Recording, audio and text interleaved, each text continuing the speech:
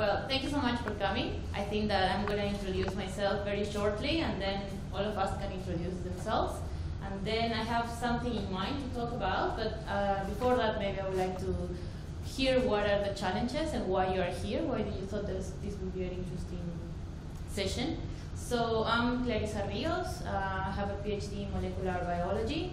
I had the chance to study biomedicine, and all my work has been related to biomedicine. So for 13 years, I've been always in love of science and what science represents. And just recently, I realized the power of science for society, for politics, for governance, and that's what I'm going to talk about later. And right now, I'm part of the Global Young Academy.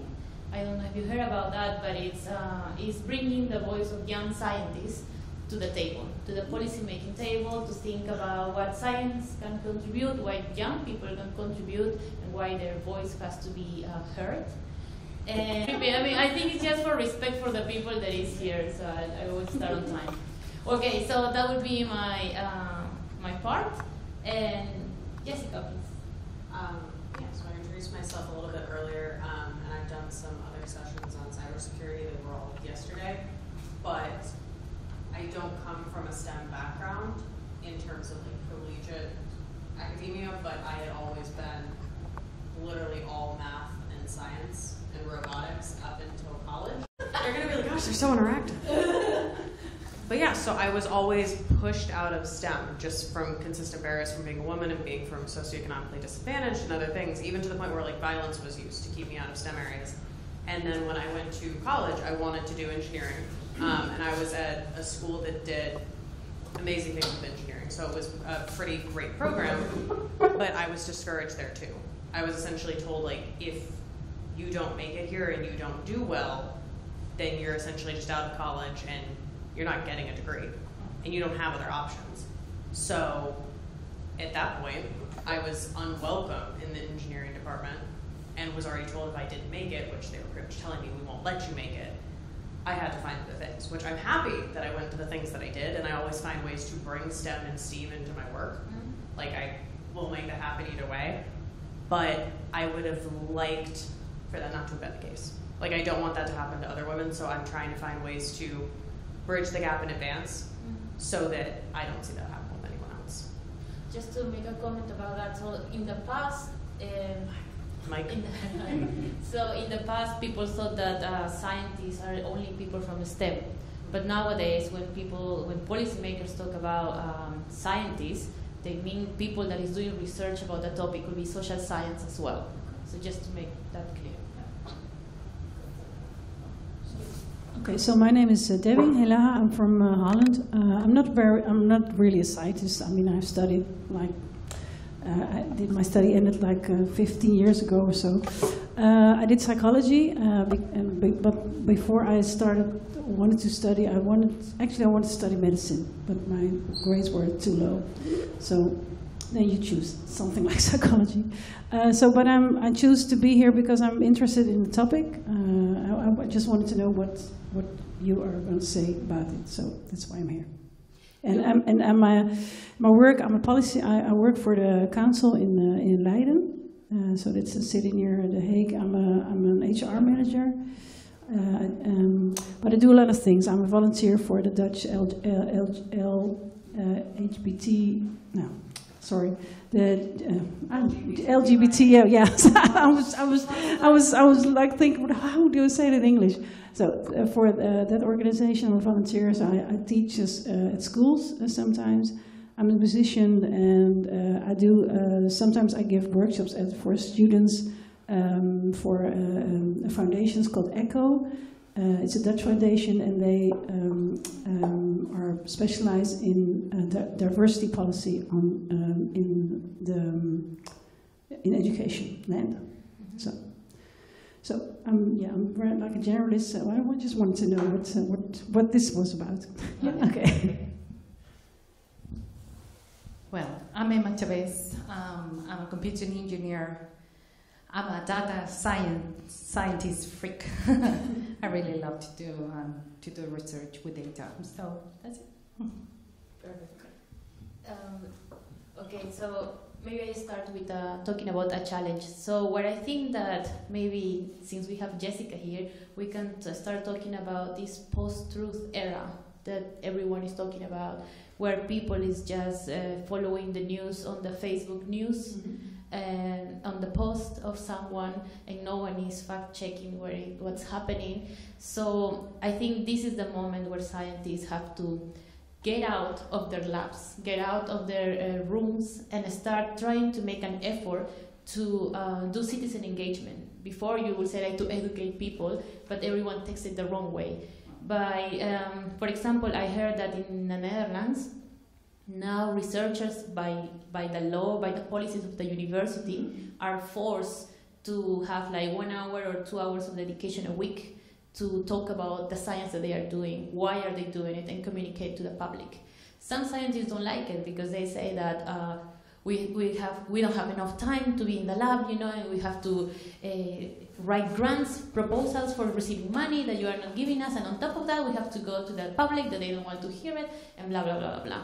However, I feel that scientists should take this space, should take this responsibility, and especially as the way the world is going. So that's where I think it will be the first challenge that I will talk about. So if you would like to comment about it, we can discuss a bit and then go to the next topic. I mean, I absolutely agree. I come from a family that, I'm not going to just go on political party, but there are large components of my family where they're that exact way. They would much rather receive information in the easiest way. They are not necessarily scientific minds, per se. So I am usually the person in my household or in different groups who is screaming the scientific truth and what is, you know, actually scientifically accurate. And I have actually heard people in political spaces, which is unfortunately policy and political spaces that I work in, that thanks to the current administration and other entities similarly, it's spreading where they're using the term political correctness. They're now using it against science. And I was like, well, here's the thing. The politically correct doesn't exist. That's not a thing, like in the term they're using it. So political correctness by actual definition is that it is accurate by political science. I'm a political scientist, so if I say that something is politically correct, I mean it is actually accurate within the context of politics and in the actual science of it. They're using it now as a way to say that this thing is too deep to understand, that they don't want to be decent, that they don't want to actually look into fact, which is pretty heartbreaking. But I agree with you about bringing STEM people outside of just their labs and their spaces. And I feel like a good way to change the term, like, oh, we have to go educate people, because they're like, well, I don't need to be educated. I'm not stupid. My mom says this all the time. Do you think I'm dumb? And I'm like, no, Mom, I don't think you're dumb. I'm trying to raise your level of consciousness. So I think if I tell them that I'm trying to civically empower them, or that I'm trying to, like, edificate rather than educate or edify, then it allows them to realize, oh, you just want me to know more things. Yeah. You won't want to tell me that I don't understand it. But I've seen a lot of people in STEM that don't want to step outside of the lab, and I've also seen a lot of people in the political sphere who, when I talk about science, they're like, we're not here to talk about that. And I was like, well, then you can't legislate on science. If you don't want to know it, then you can't make policy on it.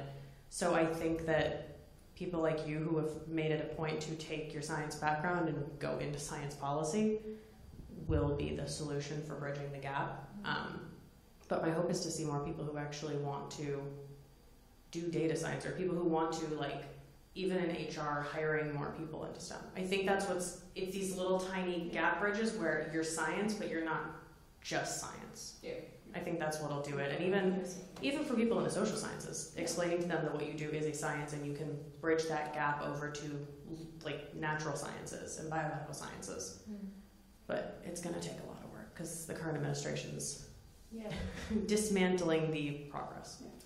But even, like, outside of the STEM science, for example, my in-laws, hello, I hope you don't see this, but for example, my in-laws will say, like, oh, the European Union, you know, like, we are paying for all those poor countries and blah, blah. And I think that okay, it may be a valid argument, but it cannot be your only argument to say that the Netherlands has to get out of the EU, right? So it's like these levels of deepness that we invest our time to give an opinion. And sometimes with my partner we talk and I say like, I feel so dumb because I wish I could have all the information, you know, like the Matrix, so you just upload it and then I can generate my own opinion because I feel so ignorant. And he said like, well, that's because you are the way you are, because most people, they think that they have a very good opinion based on very few facts. Yeah. So that, I don't know, what do you think about that, for example? Well, my question is, what do you think is the reason for the gap between like politics and science? That are they afraid, or what? Afraid of getting some proof of things they? What is it? I have an idea, but if you want to say something. Oh, okay. Now the next one. It's just because we are prepared while we are studying in a different way, in my opinion. Okay. When you become a scientist, you start your knowledge by proving a statement, like your hypothesis. Yeah, I know. And your hypotheses need to be proven. Yeah. And in order to prove that, you need to have enough evidence. That doesn't come from you. No, it comes from somewhere else, yeah. From your experiments. Yeah. So it's not about just experience. You need to have the facts in order to really have the answer of something. Yeah. So I think in politics, I'm not saying that it's most of the people the same. You just validate an argument because of the experience or because of the law. Yeah. What do you use? Experience or law? Law. Most of the time. You say this is valid because the law said that this is valid. Is it the law enough? Is it the law all the time through? I don't know. Just saying. You want to say something? No, I agree. Unfortunately, a lot of this is why I'm trying to get the idea of politician back to the idea of being a public servant. Yeah. Back to the original concept of being a politician, if we could get there. But a lot of what that is they want the easy gratification and the easy policy making. And if I say evidence-based, that's hard. It's like I literally. They say we have to wait.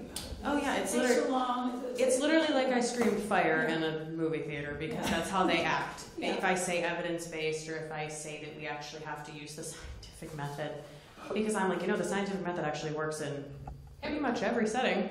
That's kind of how that works. It boggles my mind that politicians and lawmakers as a whole just don't want to do that. And the separate is, if we just go by the law, well, the law has been consistently unjust. And if we just go by experience, unfortunately, those who are currently lawmakers don't have the experience of the people being impacted by the actual laws. Yeah. So if we actually got things back to evidence-based policy making, or even start to get there, would be extremely helpful, because things have been dismantled. Yeah. Like, they're just not there. The politicians don't want to do the work, and they're putting gag orders on actual scientific terminology. For a while, I wasn't allowed to say climate change in my state's, state governance, so I did, and I said it a lot, and I showed up with a resume that had the word climate change on it, just so they would have to say it aloud. Yeah.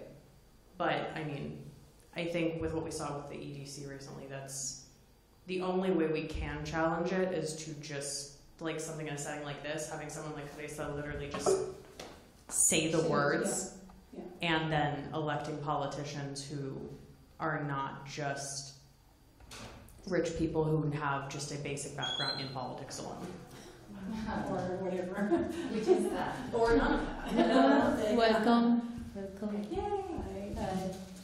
Just to update you a bit, so we are yes, please. Sorry to be late. Don't worry, Hannah. Welcome. Before I just lose the train of thought, but because of your question, so we are talking about the role of science in politics, in everything. So we're just discussing what are are the problems that we are seeing, why people don't believe in scientists, why science is not used for society and it's just trapped in the lab or in a computer. And so we are just talking about it, and then I think we are going to spend 12 more minutes on that, and then we can start talking about solutions and do brainstorming. And after this, I'm going to give you the mic to tell us a little bit about yourself. So, what's your name, sorry? Debbie. Debbie was asking, like, if I understood correctly. You said, like, why people don't believe scientists, or why they don't... No, why there is a gap? Because you said there's a gap between like politicians and scientists, and they're not committed to work together. Or they just like sweep it on the side, because they go for like a fast, maybe easy answers, fake facts maybe. Okay. I think, like, as scary as it sounds, I think like the politicians don't hear so much to the scientists because the voters don't care much about the scientists. And how come then the voters don't care about the scientists? Yeah, so that's the problem. I think that why did United Nations hire Leonardo DiCaprio to be the ambassador of climate change? Right? Because he is like a god for voters. He is someone that people respect, that want to be like him, that, you know, if he said something, I probably he's saying something right. But bring a scientist that is working like 25 years in climate change, and no one cares.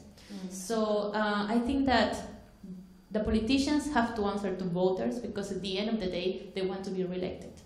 So I think that the only solution we have is to do citizen engagement in order to empower the citizens, and then make them do that link that you say, like, if they hear to the scientists, the politician must listen to the scientists, because that's what the voter wants. So we introduce ourselves a little bit, just to do a quick summary. She's a data scientist from Chile. Deb is working for the Council of the Hague. No, Leiden. Leiden, so for the Council of Leiden.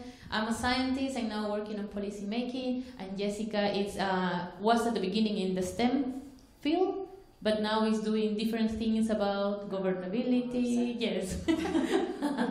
Please tell us a little bit about yourself. Well, my background is health science, and I used to be a politician, local politician for the Hague Council, local councillor. And now I'm running up for elections again. I'm one of the. I'm one of the ladies who is pushing the list, as they call it in Dutch. We are which party? Lijstduwers, CDA. Okay. Yeah, Christian Democratic Party. And I thought. Whereabouts? Sorry. Where is it? Christian Democratic Party. Here in The Hague, in the Netherlands. The elections are like next week. Yes. So now, so just yesterday I started my campaign, because I thought, you know, I'm well known in the city actually. So for me it's only two weeks is enough, you know, for that. And I thought this is a really interesting meeting for me, because it is about women in science, and now I learned also in politics. I thought, so I'm in the right place. So I'm very happy to be here, to know you all. For me it is very important, as you have said something to, when you told that some famous people, they have to come and speak to have things done, right? But I think that has to do with, I would say it, with some kind of marketing, actually. It's a marketing fact. And indeed it is true, if you are doing scientific research, it is not very well known to the public. But but what I know in politics, right? If you speak about things, and you come up with results, scientific results, proven results, then no one can come around you, because if you put those facts on the table, by research is proving that with figures. It is always so. I don't agree with you when you say they're not working together. They work together. It is, in fact, it is for our work here as politicians. It's very important that you, whatever you say in politics, that you base it upon scientific research. Is it only for the local? No, I think it is. Yeah, it is national also. National also. Yeah, but then I tend to hear that there's a difference. There's a difference between like American, like your administration, and here. That's what we were talking about, because she said in my administration there is no cooperation between scientists and politicians. I was going to say thank you. Because what I work on mostly in politics currently in the United States is bringing more women to elected office and diversifying our parties. So it's really, really nice to hear you be able to confirm what happens when you actually have diverse leadership and have women in leadership who are well known among the city who actually do care about evidence-based policymaking. And I think that's one of the problems that we're having in the United States, is that we're pushing for that, but these same individuals who are hoping for easy policymaking and literally removing science from the language, they've removed our pages on our government, like our actual government sites, the pages for scientific data or even LGBTQ individuals or anything that has been studied has been removed. They have archived them without traces. They have put gag orders on our ability to, that's why I said I couldn't say climate change for a variety of time in our state government, so I did it anyways. You literally can't use terms like evidence-based. You're not allowed to use it. Our CDC had it removed. And it's coming from those within the upper administration and those who are their followers at the state level. So it's essentially more progressive women are pushing very, very hard to push that out. Yeah. But it's going to be 2018, and then my hope is that 2020 will be the actual flip that we can do that, because if we don't, it's going to be scientists and women fully up in arms. So imagine the Women's March and the Science March only put together and then a lot bigger. It's going to have to go more international. The Netherlands can just totally join us. That'd be great. Can I just make a comment on that? As I know that in the Netherlands, some political parties, I don't know for everyone, but some political parties have a department, specific scientific department. It's an institute. People are working there on research, and that research they are giving us as national politics or local politics to. If they have to speak in politics, then we can take from there. You have the information. We have the information from that report. Sorry. Hopefully it's not going to be a very personal question, but why did you want to go to politics, being in science? Sorry? Why did you want to move to politics, being in science? I used to be. My background is health science. Yeah. I've been working in there, but it was but I felt the distance between science and the people was too far. I had no contact with people, and for me, if I can be myself, I need to be in contact with people. I can't stay in my desk and doing research and all the time, and you don't have any contact with people. So I'm very happy that I have left this field now and doing other things in my life. What makes me happy? That's the answer. Oh, that's good. Thank you. Thank you so much for that. I feel the same way. Yes. We have 3 more minutes to talk about problematics. So when we say that people are keen to be open to science, then we go in a second level where we have, for example, people that don't want to vaccine their children because they saw a paper that says that it's not good because they are going to get autism. So that's the second level barrier, right? Yeah. Because they accept science, but then they cannot distinguish that for having an opinion or for stating that something is true, you have to measure the amount of quality research that has been done about that topic, and then see if it's the same quality and if there's more numbers and so on and so on. Someone would like to point out another problem within science in the last 2 minutes? I was going to say, related to the anti-vaxxers, this is actually a huge issue in the United States. I'm someone who can't get most vaccines because I have a pretty much a really low immune system, if I have one at all. And I'm also mostly allergic. I just say presentation. Yeah, and I'm allergic to most things. So as a whole, I can't get a flu shot. There are certain things I can get, but most things I can't. So when someone chooses to be what we call an anti-vaxxer in the United States, because they say that they don't want their child to get autism, I'm like, okay, one, well, you're insulting individuals who do live with autism or on the autism spectrum. But more importantly, I'm like, there's the evidence behind it's not there. It hasn't been quality researched, and what you're doing is saying your lack of care towards actually looking for quality research is more important than my ability or a small child's ability to survive when they can't be vaccinated. So I think scientifically, and I think this is why you switched over to more of the public service route, is the same way Clarissa did. Like, you go into health sciences or biomedical sciences because you want to help people. Mm-hmm. And then when you're not getting that direct contact to help people, you realize that policymaking and public service, which again, politicians, allows you to do that.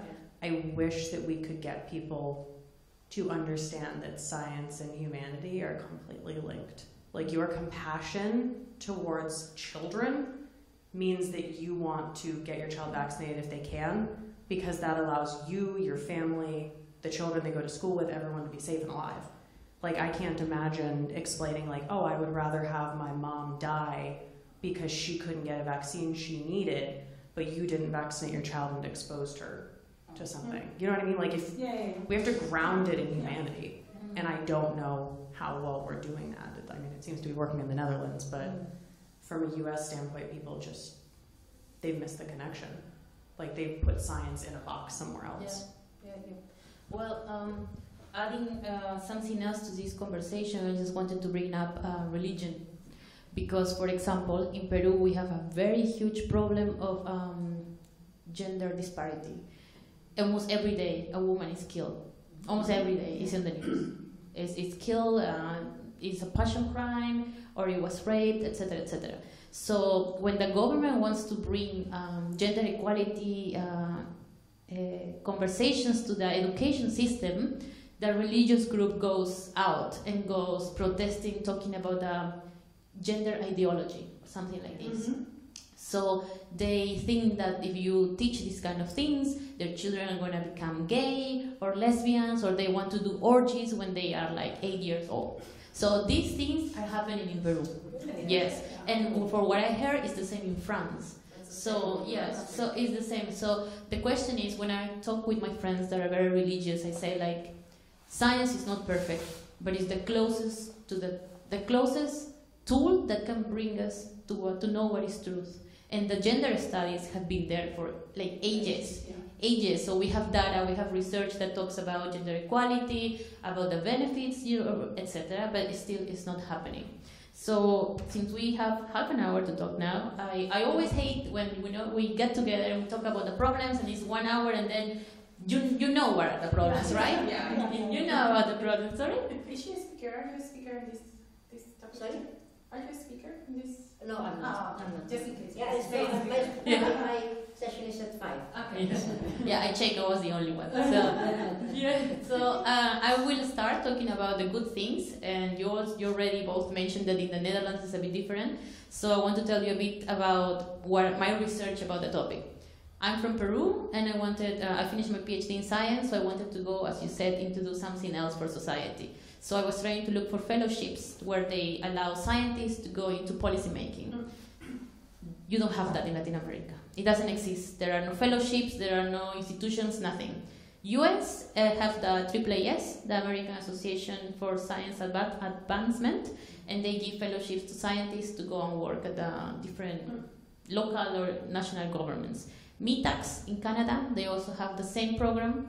I think that in Europe there is a big policy science diplomacy EU project that is going to be launched.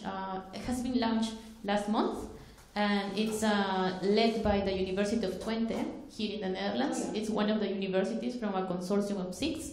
And so we're seeing more of these things. Me, as a Latin American, I had the opportunity to be a sponsor to go to a course on government advice from scientists. It was sponsored by UNESCO. There are AAAS by INSA, which is International Association of Scientists giving advice. Also, I had the opportunity to go to India and go to the Asian Forum of Governability, where they also chose me, although I don't have a background in politics or social sciences, but they see that it's important to bring scientists to a table. So these are good examples that maybe some nations like us could copy, and I don't know if you know about other ones that you would like to share about it.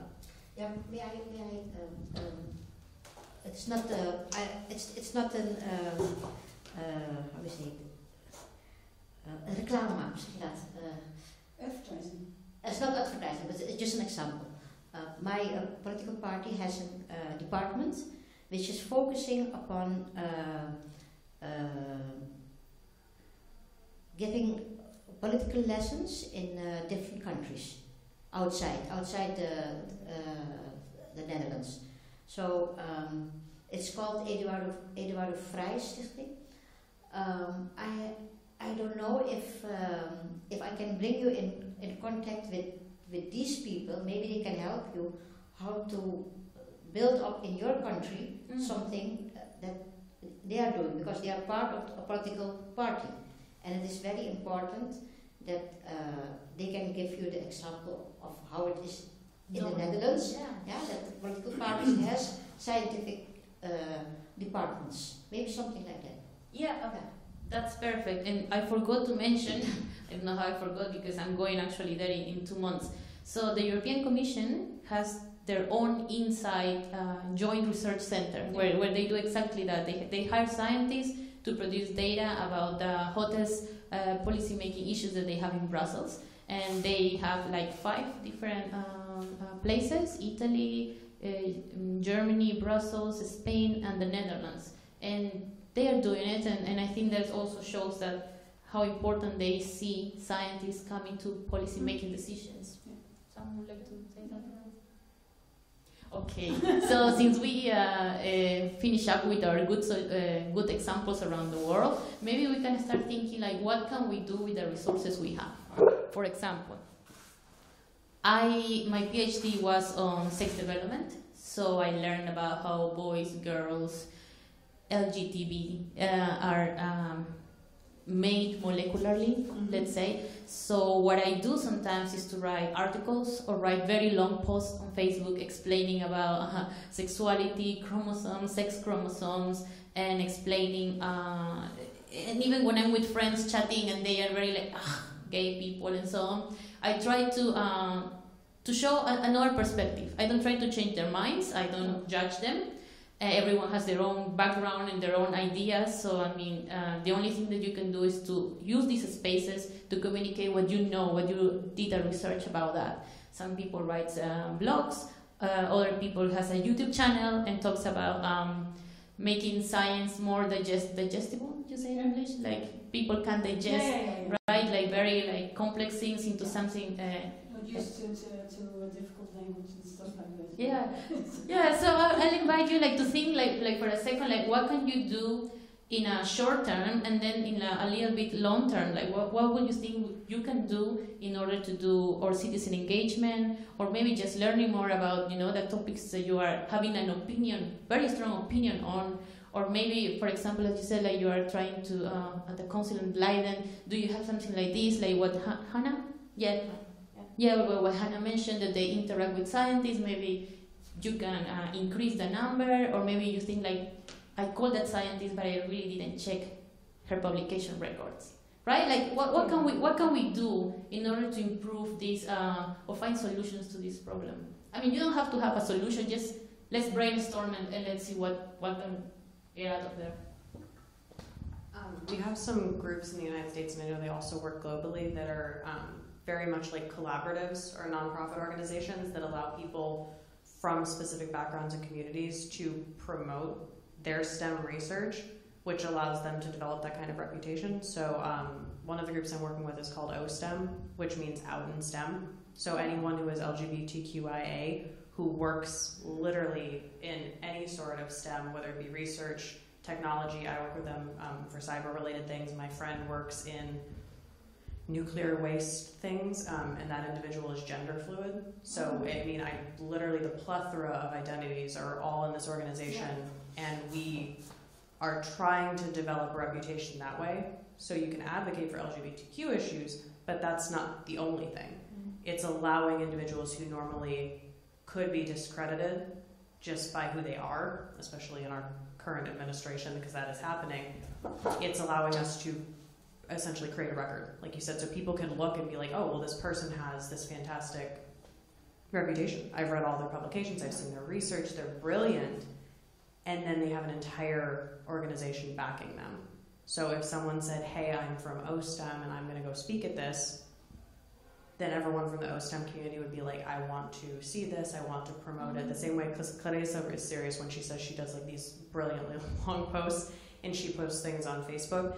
It's so that people who might not see it will be able to see it. I don't post on Facebook much anymore. I've become very quiet, but if it's something I really want someone to go look at, or there's a video and I'm like, you need to go see my friend talking about this thing, I have a colleague and they're brilliant, that's what starts developing that record. Because I know people who, my family among them, they won't believe a scientist with a great record, but they'll believe someone as long as there's someone saying, oh yeah, I can vouch for them.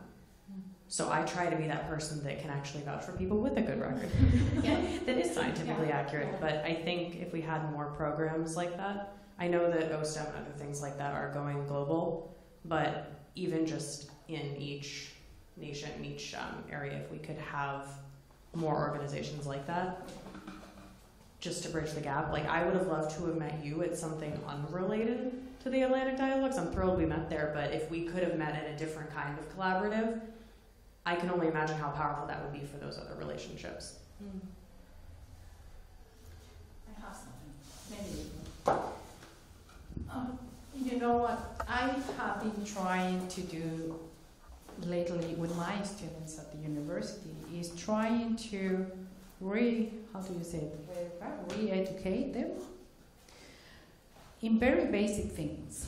What I said to them, wherever you say it with evidence. And when you have to talk with evidence, you need to know which are your sources of information. And because they are born in a place where every information is there, internet.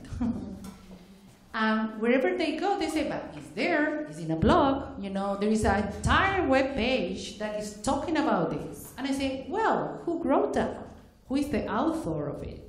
Because in a book, you have the whole profile of the author of the book. You know what is the author, what other thing is being written, but what happened with the web page? Do you know the person who is behind there, writing the things? You don't know. So this is why wherever I do to my student to research about, I say, go to the library. Wherever they came to my class, I have like a box of shoes, the typical shoes box, where when you buy the shoes, they came in a box. So I get that box to my room, wherever I teach, and I say, give me all your mobile phones. Get the mobile phones, sometimes the laptop, sometimes everything. And I'm re-educating them in the back way we used to do. Because they need to think. They have very short-term memory. Very, very short-term. Because in our area, at least in mine, I had to go to the library, read the things, and summarize it, because we couldn't get the book to home. What is happening now? They go to internet, they copy and paste. They don't read it, they don't keep it in their mind, they don't know how to summarize, they don't have any idea, because they just copy and paste. So I think something that we really have to do is re-educate people. And re-educate them in the way to know what is the right source to get the information.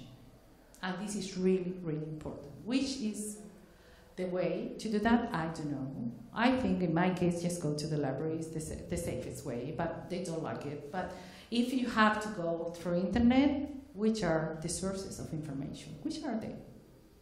Is someone that got a lot of likes? Not really. Sometimes they don't. Which is a right source of information.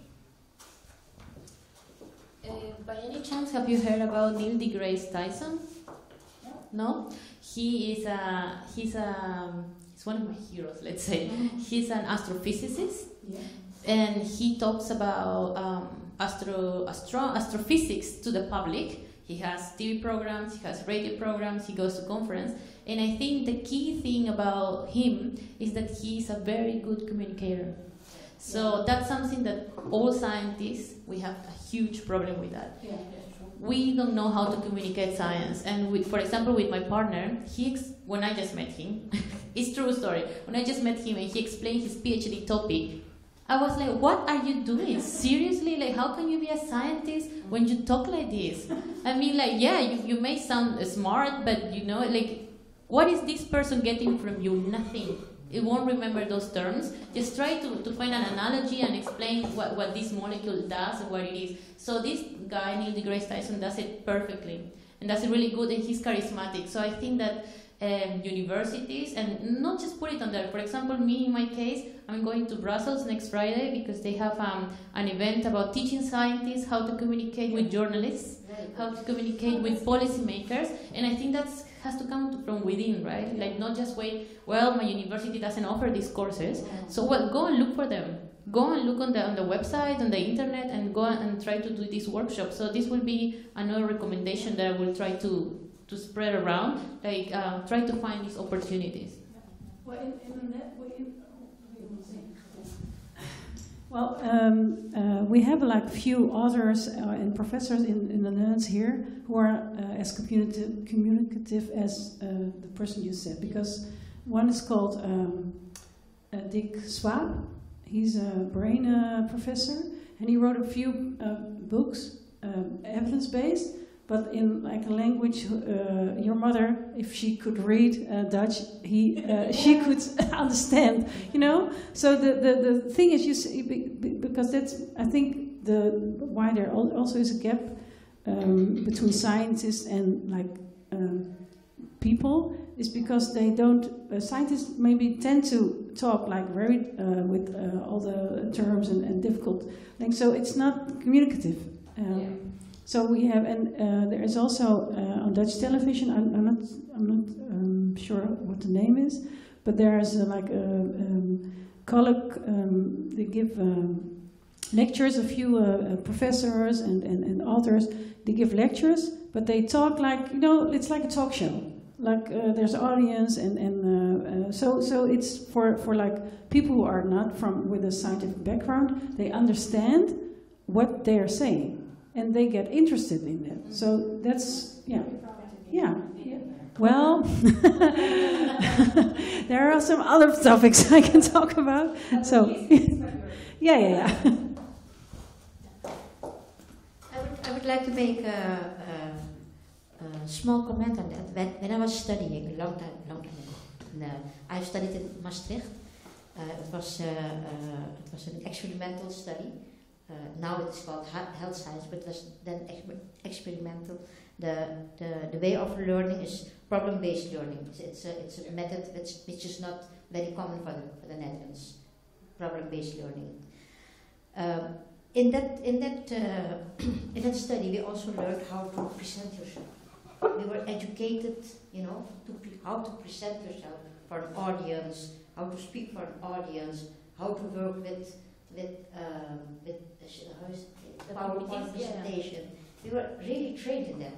So it depends on what university you are studying, because I have been it was in my curriculum. Well, that's totally, in a second. That's totally true, because, for example, in Peru, I never had a course like that. I had meteorology when I was studying biology. I understand why, but if this kind of course would have been more useful. In Australia, I had a course where I teach students how to do presentations, and probably they hate me because I was so picky. Look at the color, look at the letters. I mean, people get distracted by this, where they are thinking like, why this letter is bigger than the other one, they are not listening what you are saying. Drop a joke. Like, if you are not funny, like, think about something, you know, that you heard somewhere and make them connect. And I don't know, it's related to this, or it's another topic? Okay.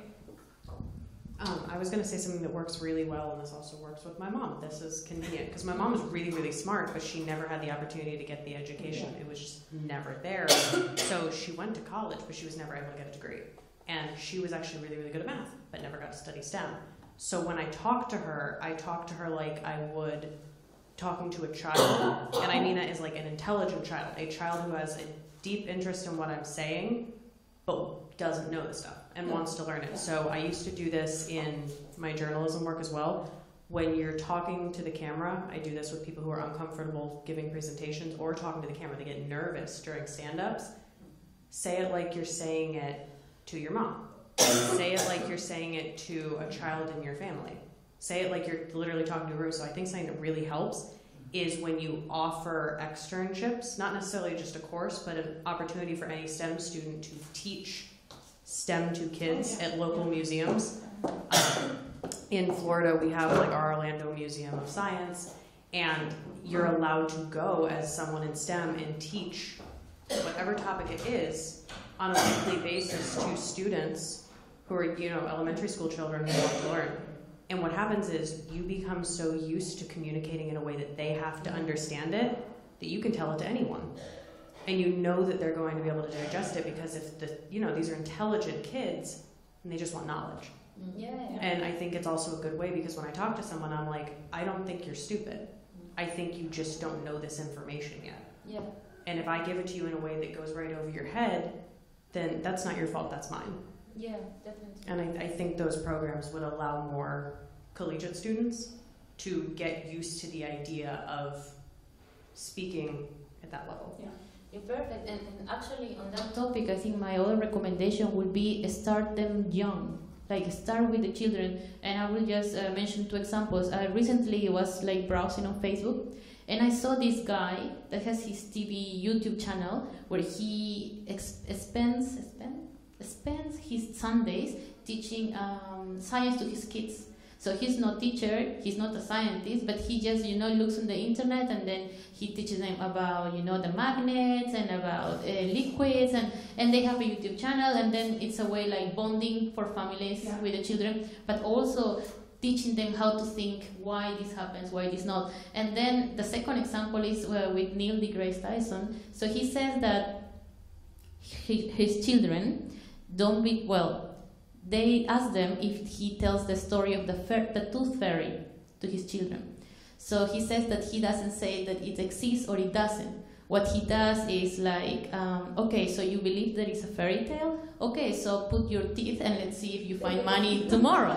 And then they do, and then they find money tomorrow. So he says his children go to the school, and then they talk to their friends, and then they say like, maybe it's not a fairy tale, maybe it's our parents, so what can we do?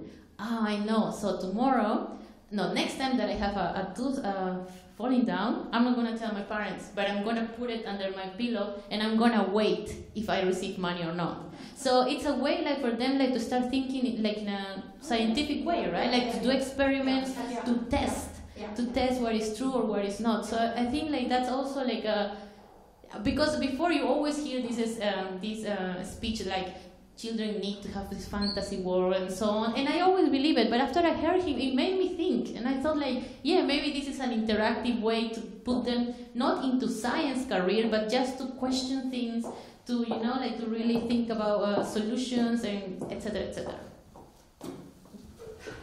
I think it also teaches a really good type of like determination, because children, I mean this in the general sense, because I've met lots of brilliant kids who are very persistent, but too often kids, because they want that easy gratification and they're so used to having answers on their phone, that if they do have that kind of scientific mind and they want to test something and discover it, when it doesn't work the first time, they just give up.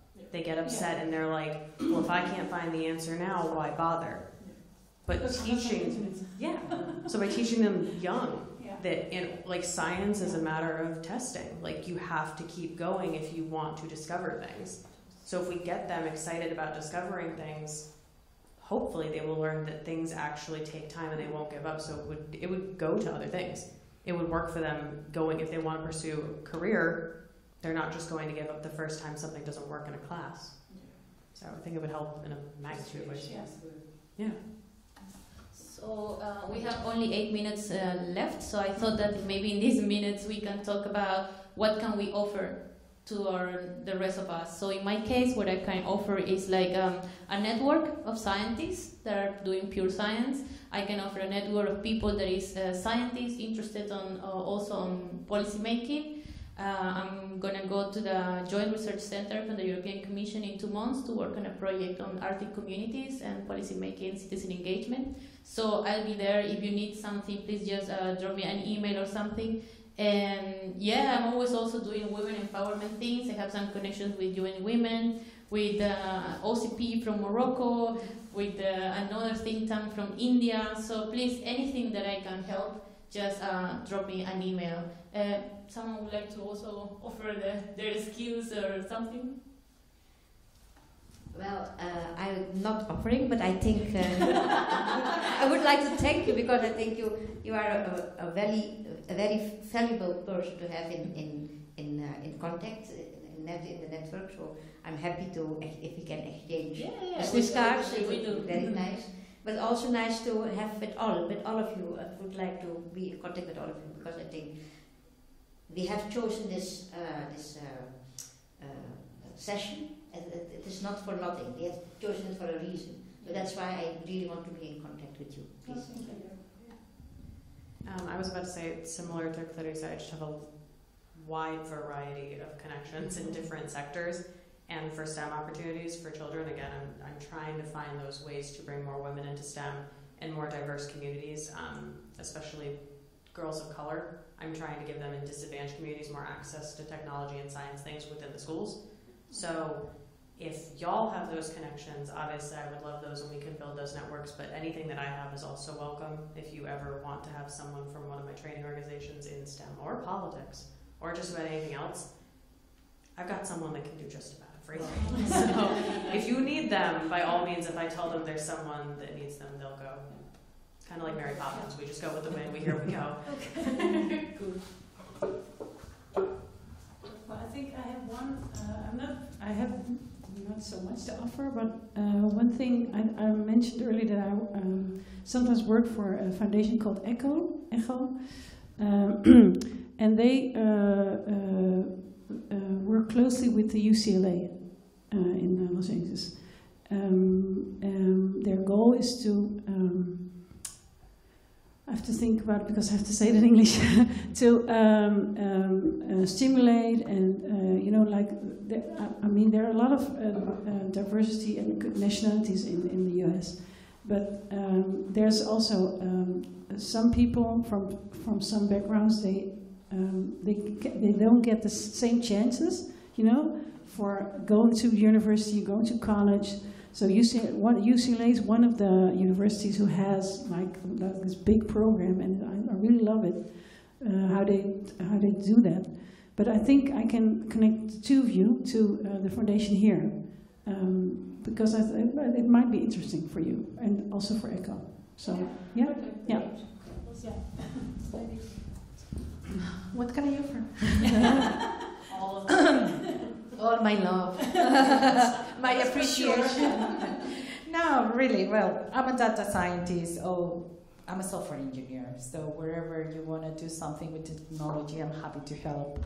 I'm very focused on user interaction, how the user are going to work and with the technology. I'm a health informatics scientist, so I work a lot on health informatics, developing tools for people with chronic diseases. So I need data. If you got data, I'm happy to play with it. And if you need someone to develop technology, I could do whatever I can in my hand to help you with it too. Perfect. Okay, thank you so much then to all of you, and let's exchange cards and yeah.